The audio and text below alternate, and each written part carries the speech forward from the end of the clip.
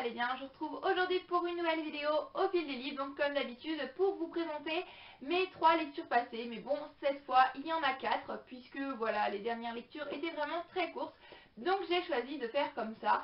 Et voilà, trêve de blablatage, on commence tout de suite avec le premier livre, c'est parti.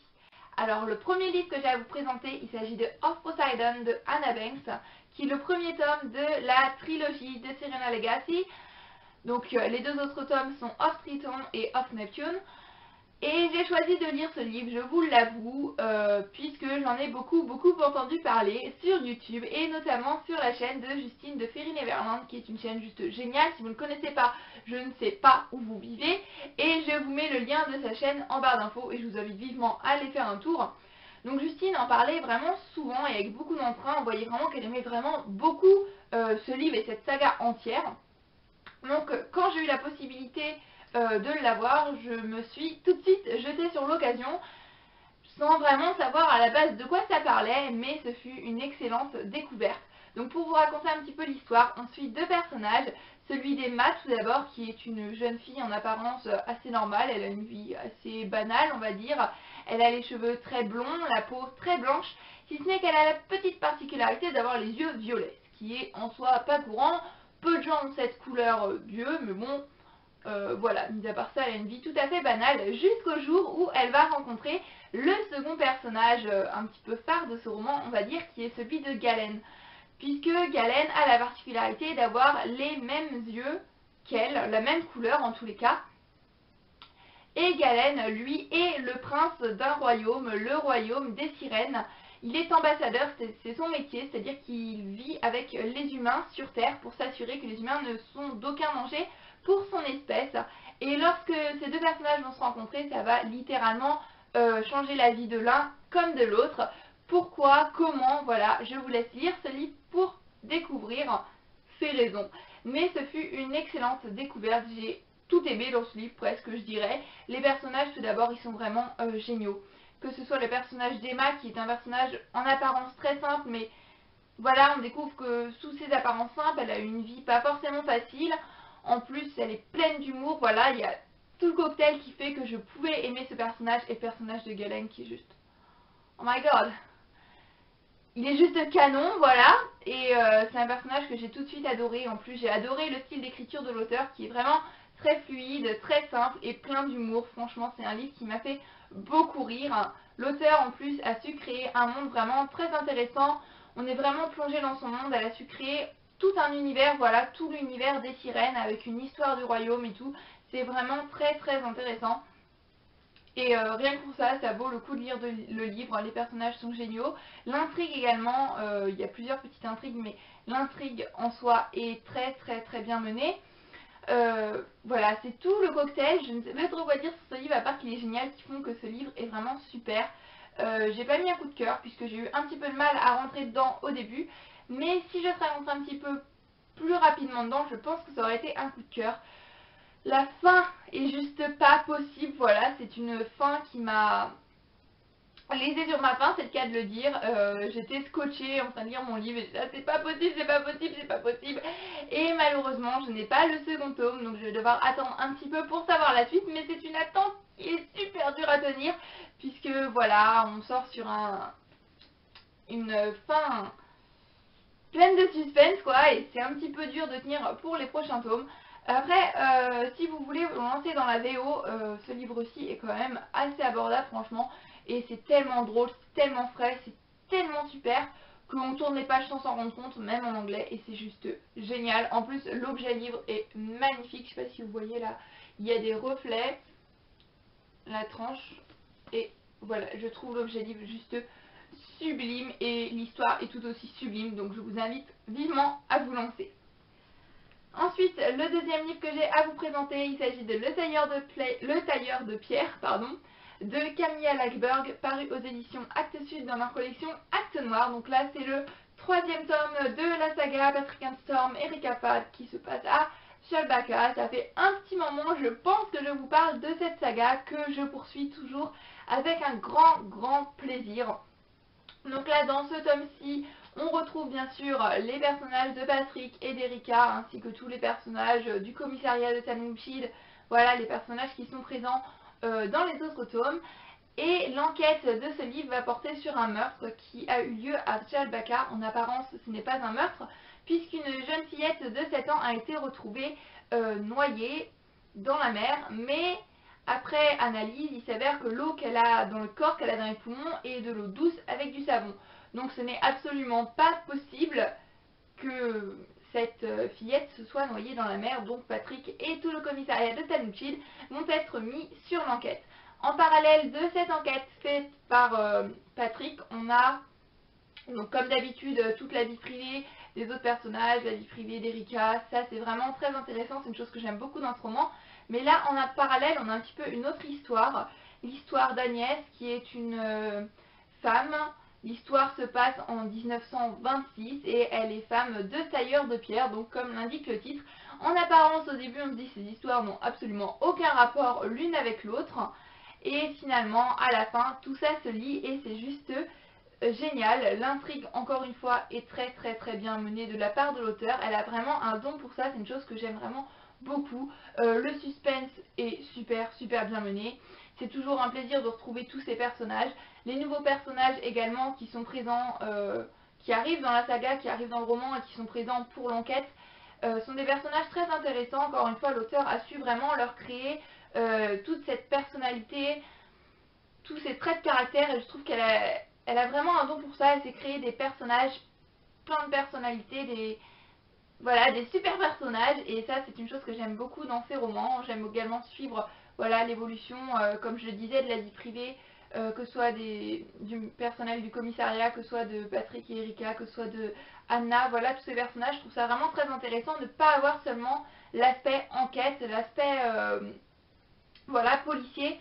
On a un petit peu de romance, on a vraiment voilà, tout cet aspect vie privée. Et si vous n'aimez pas les romans policiers, c'est une saga que je vous recommande quand même, puisque ce n'est pas axé que sur l'enquête et que sur le policier. Et ça, c'est un gros plus, je trouve, pour ce roman. Ça change un petit peu. Les flashbacks sont juste géniaux, pardon. Les flashbacks, je veux dire l'histoire, comme je racontais, qui se passe dans le passé, et surtout la manière dont à la fin ça se lit, ça m'a littéralement scotché et j'ai beaucoup aimé. Après, l'identité du meurtrier, ça n'a pas vraiment été une surprise pour moi, puisque malheureusement, je m'étais fait spoiler le meurtrier. Oui.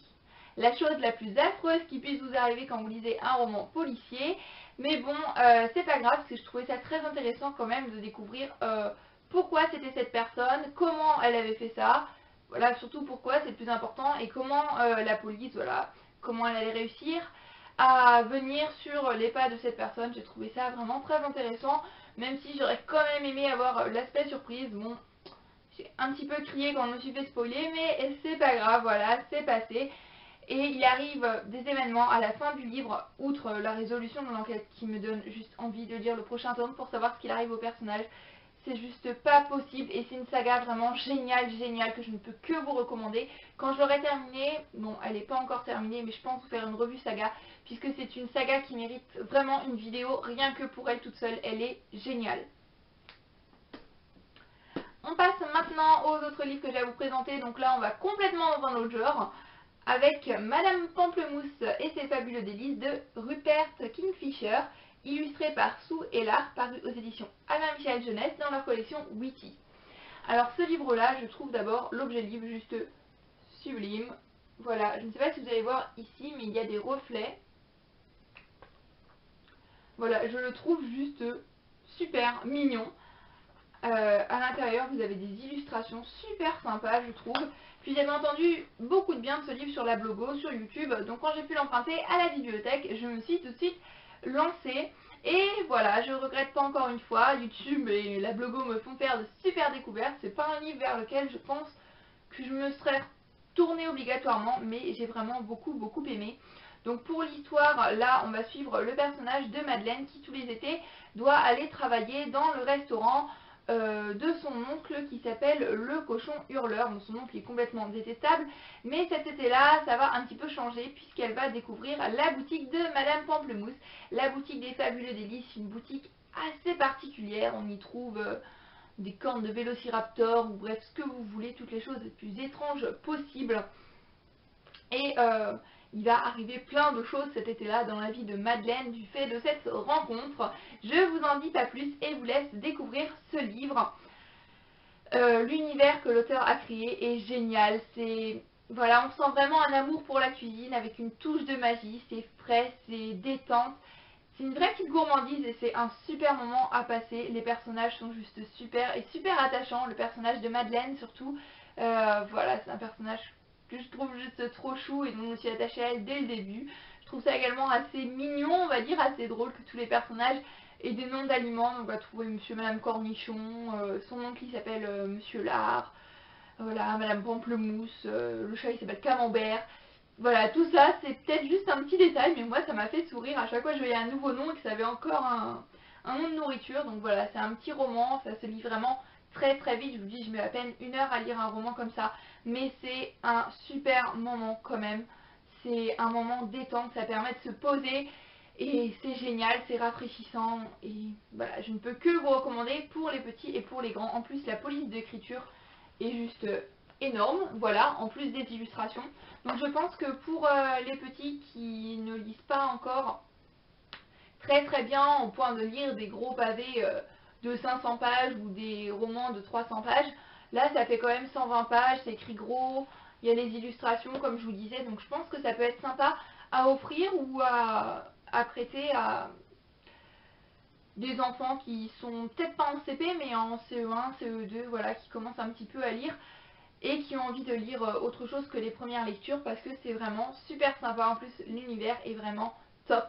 Donc quand j'ai fini ce livre, j'avais juste envie d'une chose, c'était de replonger dans l'univers de l'auteur et de lire le second tome. C'est donc ce que j'ai fait avec Madame Pamplemousse et le café à remonter le temps. Donc toujours de Robert Kingfisher, toujours chez Albin Michel Jeunesse, dans la collection Witty et toujours illustré par Sue Hellard. Donc là encore une fois, vous pouvez voir l'objet livre est juste magnifique. Donc je ne vais pas trop pouvoir vous résumer un petit peu ce tome-ci, si ce n'est qu'on suit toujours le personnage de Madeleine, 1 an l'été toujours, mais 1 an après ce tome-ci. Il s'est passé des choses dans sa vie et là elle va retrouver Madame Pamplemousse et elle va découvrir un café un petit peu spécial qui permet de remonter le temps. Alors on se trouve vraiment dans ce tome-ci, encore une fois, l'univers de l'auteur. On a peut-être un petit peu moins cette touche cuisine, mais on a toujours cette touche de magie un petit peu de surnaturel que j'ai beaucoup aimé.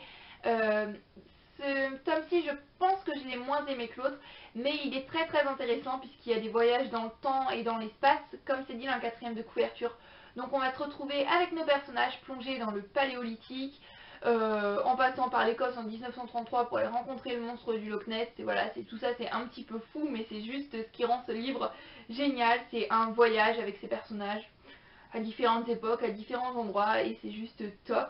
L'intrigue est un petit peu plus compliquée, je trouve un petit peu plus complexe, mais elle est vraiment très bien menée, encore une fois. Et je l'ai trouvé vraiment très original, ce que j'ai beaucoup aimé. Et voilà, encore une fois, c'est une petite gourmandise, c'est un moment de détente. Et je ne peux que vous recommander ce livre pour petits et grands. Donc malheureusement, je n'ai pas le 3e tome. Et il n'est pas présent à la médiathèque. Donc voilà, je ne sais pas comment je vais faire. Mais bon, si j'ai le 3e tome, je pense que je le lirai avec plaisir. C'est toujours sympa et ça permet de passer un bon petit moment. Donc voilà, j'en ai terminé pour cette petite vidéo au fil des livres, voilà, pour résumer un petit peu mes 4 dernières lectures, j'espère qu'elle vous aura plu. Avant de finir cette vidéo, je voudrais annoncer que maintenant les vidéos au fil des livres ne parleront plus que de romans, puisque j'ai choisi de créer d'autres rendez-vous pour les albums et pour les bandes dessinées, donc ce sera un petit peu le même principe, des updates, mais que albums ou que bandes dessinées, parce que je sais que les albums et les bandes dessinées, déjà, pour préparer les vidéos, c'est pas tout à fait pareil, il n'y a pas tout à fait les mêmes choses à dire. Et ça n'intéresse peut-être pas les mêmes personnes, certains sont plus attirés par les albums, les bandes dessinées, je n'en sais rien. Comme ça, vous n'aurez plus qu'à piocher dans mes vidéos, celles qui vous intéressent, je pense que ce sera plus simple pour tout le monde. En attendant la prochaine vidéo, je vous fais à tous plein de bisous et je vous dis à très bientôt. Bye bye!